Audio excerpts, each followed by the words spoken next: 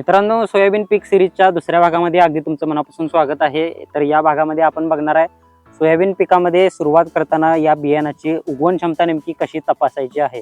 उगवण क्षमता तपासणं हे अतिशय महत्त्वाचं आहे. त्यासाठीच आपण पेरणीपूर्व तयारीमध्ये ही उगवण क्षमता तपासून घेणार आहोत. आपण हे सोयाबीनचं 9305 ही व्हरायटी आपण घेतलेली आहे आणि त्याची उगवण क्षमता तपासून बघणार आहोत. तुम्हाला एक गोणपाड घ्यायचा आहे आणि ते गोणपाड पूर्णपणे भिजवून त्याच्यावर एकूण 100 बिया ठेवायच्या आहेत. तर आपण याची तयारी करूया.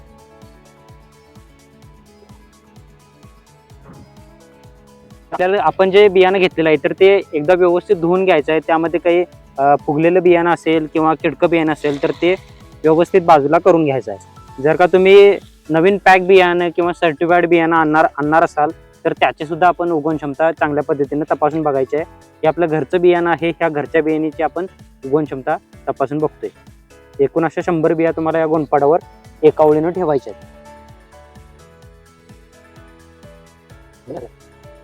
एकूण आपण हे 100 बियाणं मोजून व्यवस्थित या गोणपाडामध्ये टाकलेलं आहे आणि बरोबर तिसऱ्या दिवशी आपण बघणार आहे याची उगवण क्षमता किती होते ते.